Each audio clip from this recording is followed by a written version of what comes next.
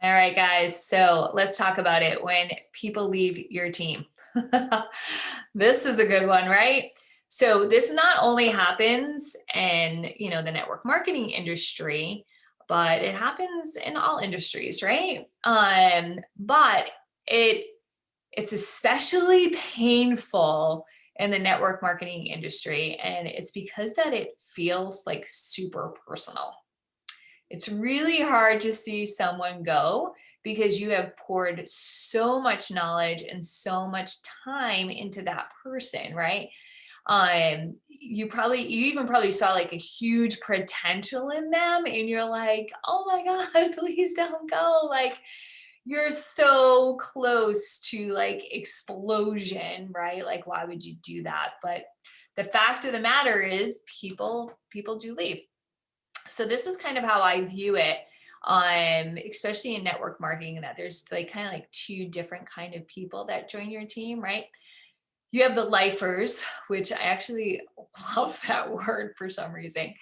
They will stay with you. They love the business model.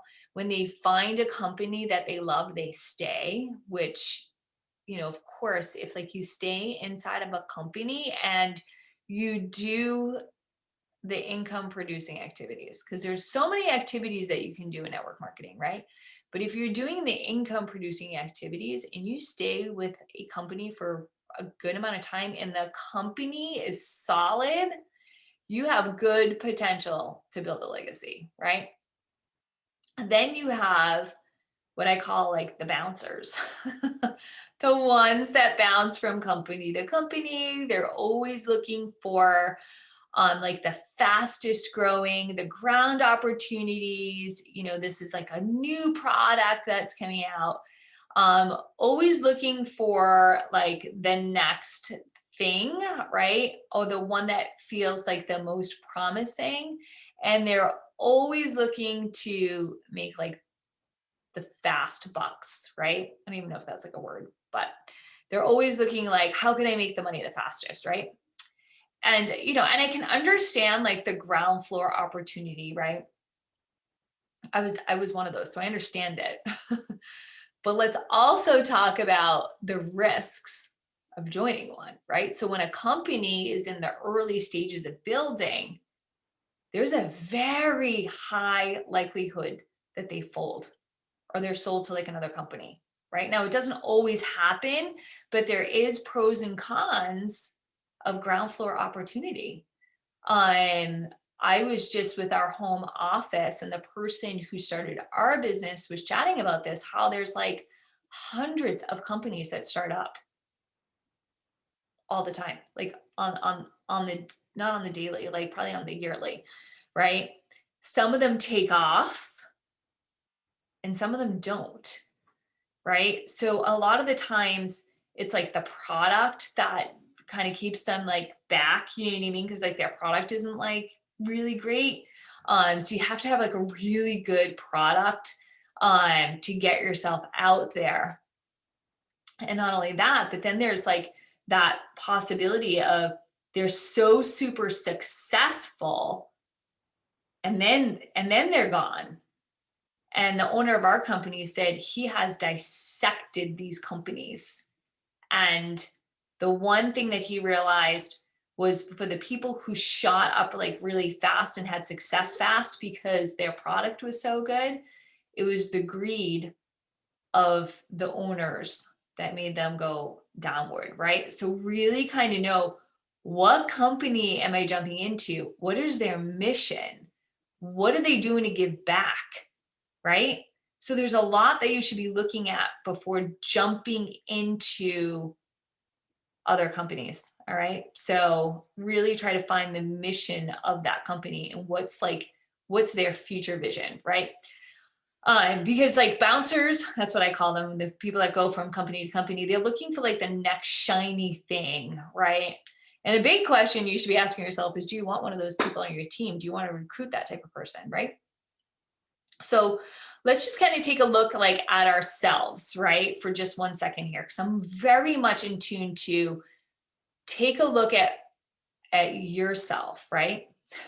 And I understand that sometimes you do need to like jump from like company to company, right? Because you're like, all right, I thought that this was what I wanted, but the product no longer aligns with me, or what the company is doing is no longer a good fit for me. And that's fine. You just don't want to like jump just because. You want to make sure that it feels like the right move for a particular reason, right? Not just to like just jump, like I'm jumping because of this and I see their mission and that fits better with me, right?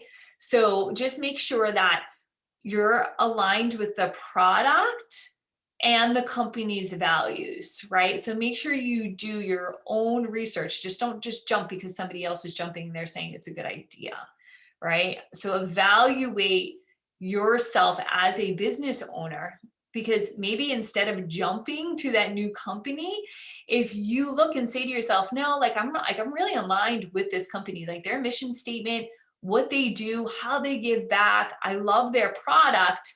What you could say to yourself is, okay, wait, let me look to see what I'm doing on the daily, and say to yourself, maybe the grass would be greener in this business if I did the things I should be doing. So stop blaming everyone else and everything and start kind of owning it and saying to yourself, wait a minute, I need to reevaluate what I'm doing on the daily, and I need to start doing those things first, right? So the first things that you need to do is work on is yourself, because if you don't, you're going to like just carry that to the next company anyways, right? So yeah, you might jump into the next company and things might happen fast, but guess what? It's going to catch up with you, right? So you got to think about that. So let's kind of like break down why people leave, right? So number one is we tell ourselves stories like all the time, right? And they're usually or sometimes unrealistic goals, right? So people will be like, I'm going to jump in and I'm going to like hustle and I'm going to do this and I'm going to make this rank in this short period of time. And when that doesn't happen, people feel really disappointed and they have a really hard time recovering from it, right? So they hustle for this thing and then they don't reach that goal. And they're so tired because they hustled really hard that they aren't consistently just working their business and just kind of feeling that glide, that flow, right? Like, there are definitely moments in our business that, yeah, we might want to like push a little bit, but we can't have the roller coaster ride where we're kind of like just making ends meet and not really doing anything. And then like, yeah, let's hustle. I want to make this goal, blah, blah, blah. Right? Like, oh God, like, dude, like, I don't want to be on that roller coaster ride. I do not, right? Like, I want to just work my business consistently so that if it like, oh, here's a goal. All right, let's bump up here. That was awesome. Okay, now let's go back down here and be consistent again and jump and then back down, not high swings, because the high swings are like, oh, draining, right? So we don't want to do that. We want to work our businesses consistently. Okay, find that sweet spot. And then at certain points, you're going to do that little jump. All right. And also a reason why people leave is I think they were sold a business model to work like in the nooks and crannies of your days, but earn six figures. Like that's like, it's not going to happen, guys. And I'm sorry if I'm the bearer of bad news, but I'm just going to be realistic with you. If you want to earn six figures in network marketing, you got to put in the time. You need to have consistent working hours. Let me just tell you something. It's a job. All right. And I know a lot of people out there are talking like, I work for myself and you have a job. Dude, I got a job. Like, I go to my job every single day. Okay. The difference between my job and other people's jobs is that I get to make my own hours and I get to work wherever there's Wi-Fi. Okay. That is the only difference.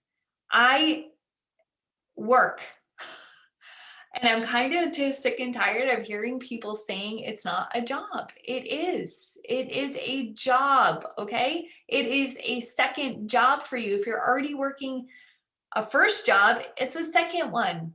The thing is that you don't have somewhere you need to go, and there's not an income ceiling over your head. There is potential to make huge, huge money. Okay. That is the difference. That is the biggest difference. And I just don't think people are selling this network marketing opportunity the right way. So when you're selling it the wrong way and somebody jumps in and you told them that they could work it in the nooks and crannies, but yet they have these big goals, it's not going to happen. It's not realistic. All right.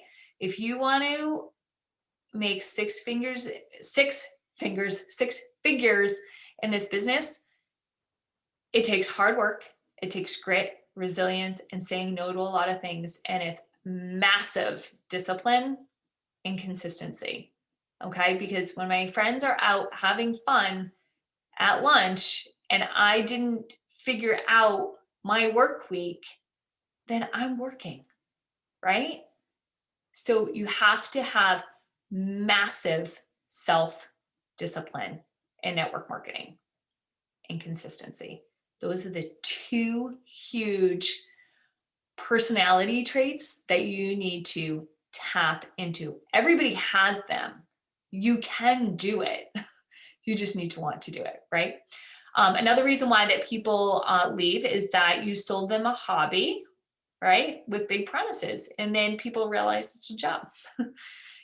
How cool is it that you can make this a career or a job though? Okay, so let's be real. You need to set your own hours, but the coolest thing is that you can work from anywhere and you can make your own hours, right? So how do we handle it when people start leaving because they're realizing maybe this isn't exactly what I thought it was going to be, right? So I would love to have people start talking about it the real way. All right. Like be honest. Okay. Don't have other people talking about it as if it's not a job. All right. So, anyways, and I'll let you know that if you're honest up front, you're not going to have so many people leaving. Okay. So, but it will happen. So, how do we handle it? Right. When we see people leaving our team, and I'm going to be honest again, sometimes when you see people leaving your teams, like you can see it as revenue, right? Walking out the door, right? There goes your revenue walking out the door. So it's very easy to get into panic mode, right? What do I do now? Oh my God, what am I going to do in this moment when I see people leaving? How you react to it is really going to define you as a leader. So, are you going to say unkind things, right? Or are you wishing them well? Because if you remain calm and really trust and cast your new vision, right? And stand in your truth, you're going to come out on top. You really need to bless, release, wish them well, and start rebuilding some team culture, casting some like new vision, right? And giving people like a reason to stay.